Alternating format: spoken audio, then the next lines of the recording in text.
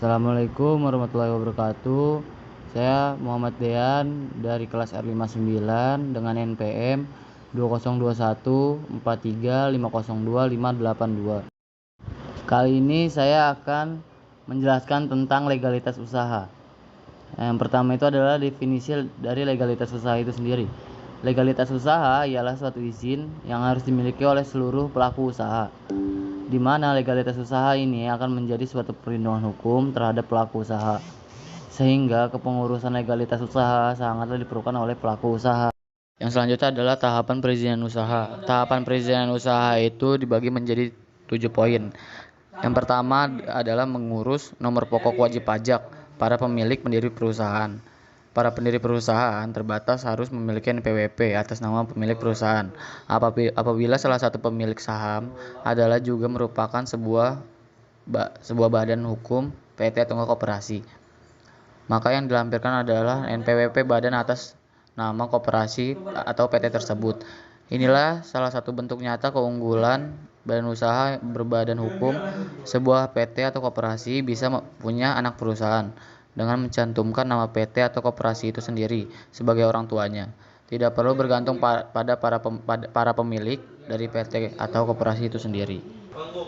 Yang kedua adalah menyusun akta pendirian perusahaan atau koperasi di hadapan notaris.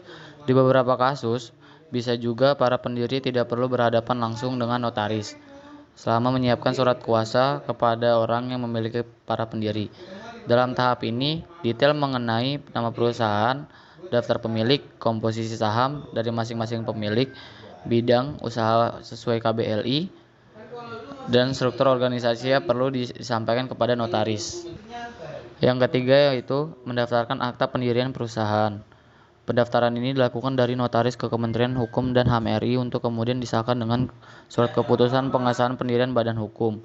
Pada tahapan ini, para pendiri atau pemilik perusahaan hanya perlu menunggu karena sepenuhnya proses ini dikerjakan oleh notaris. Selama poin-poin di akta pendirian tidak ada yang bertentangan dengan undang-undang, proses pengesahan ini bisa berlangsung cepat karena sudah bisa diproses secara online oleh Kementerian Hukum dan HAM RI. Dokumen surat keputusan pengesahan pendirian badan hukum ini biasanya hanya 1-2 lembar yang menyatakan telah resmi dan sahnya berdirinya sebuah perusahaan, yang juga tercatat di berita negara, dan di dalamnya juga tercantum daftar nama direksi atau pengurus dan komisaris atau pengawas perusahaan. Yang keempat itu adalah mengurus NPWP atas nama badan usaha. Beberapa notaris atau perusahaan jasa konsultan hukum menyediakan paket layanan sampai ke pengurusan NPWP atas nama badan usaha ini. Namun, jika kita ingin mendirikan PT dengan lebih hemat, bisa saja hanya mengambil paket jasa yang hanya mencakup penyusunan dokumen akta pendirian perusahaan dan SK pengesahan dari Kementerian Hukum dan HAM RI. Dengan akta pendirian dan SK pengesahan tersebut, kita bisa mengurus sendirian NPWP atas nama badan usaha ke kantor pelayanan pajak sesuai domisili perusahaan. Setelah mengantongi akta pendirian, SK pengesahan dan NPWP atas nama badan ini, selanjutnya kita bisa ke bank untuk mengurus pembukaan rekening atas nama perusahaan. Yang kelima itu adalah mengurus nomor induk berusaha atau NIB sebagai bentuk izin usaha dasar. Untuk tahapan ini, pendiri perusahaan dapat mengurus sendiri di online single submission atau OSS pemerintah. Spesifikasinya adalah di lembaga OSS yang dikelola oleh Badan Koordinasi Penanaman Modal di website resmi.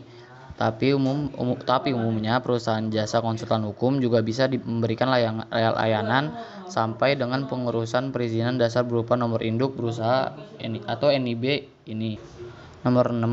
Yang keenam adalah mengurus perizinan lanjutan, izin usaha dan izin komersial. Berdasarkan peraturan terbaru PP nomor 24 tahun 2018 tentang pelayanan berusaha terintegrasi secara elektronik, pemerintah telah melakukan terobosan berupa penyederhanaan perizinan usaha yang dipadatkan menjadi suatu dokumen nomor induk berusaha. Selain berfungsi sebagai izin usaha dasar seperti yang dijelaskan di atas, memiliki NIB merupakan izin operasional untuk menjalankan aktivitas secara legal dengan diberikan masa tenggang selama 2 tahun untuk suatu perusahaan memenuhi kelengkapan izin usaha atau izin komersial lanjutan yang diperlukan sesuai dengan bidangnya usaha masing-masing. Berdasarkan pasal 1 angka 8 PP 24 tahun 2018, izin usaha adalah izin yang diterbitkan oleh lembaga OSS untuk dan untuk dan atas nama menteri, pimpinan lembaga, gubernur atau bupati atau wali kota. Setelah pelaku usaha melakukan pendaftaran dan untuk memulai usaha dan atau kegiatan sampai sebelum pelaksanaan komersial atau operasional dengan memenuhi persyaratan dan atau komitmen. Anjing, banyak banget bangsat. Salah anjing. Sama banget ngikut doang.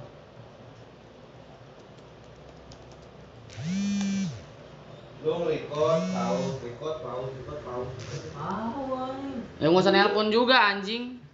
Yang kedua itu adalah contoh izin komersial, sertifikat PIRT dari Dinas Kesehatan untuk pelaku usaha industri bidang pangan olahan resiko rendah. Izin edar pangan olahan dari BPOM RI untuk pelaku usaha industri bidang pangan dengan resiko sedang. Izin edar kosmetik dari BPOM RI untuk produsen kosmetik. Izin sejenis juga ada bentuk obat herbal atau jamu.